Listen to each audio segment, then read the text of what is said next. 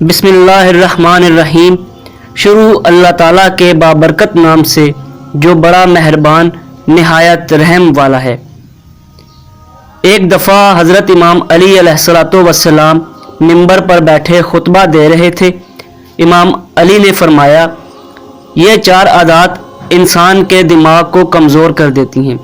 لوگوں نے پوچھا، یا علی، ایسی کون سی عادات ہیں جو انسان کے دماغ کو کمزور کر دیتی ہیں؟ تو حضرت امام علی علیہ السلام نے جواب دیا، جو شخص ہمیشہ اونچی آواز میں بات کرتا ہے یا اونچی آواز سنتا ہے تو اس انسان کا اس کا دماغ کمزور ہو جاتا ہے۔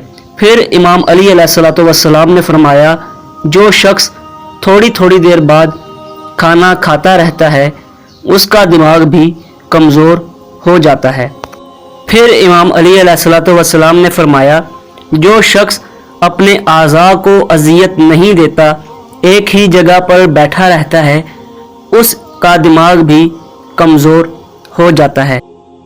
آخر پر امام علی علیہ السلام نے فرمایا، جو شخص نئی معلومات کو حاصل کرنے کی کوشش نہیں کرتا تو اللہ تعالیٰ اس انسان سے سوچنے اور سمجھنے کی صلاحیت کو چھین لیتے ہیں۔ اگر آپ کو ہماری ویڈیو اچھی لگی ہے تو لائک کریں اور چینل کو سبسکرائب کریں۔ شکریہ۔ اللہ حافظ و ناصر۔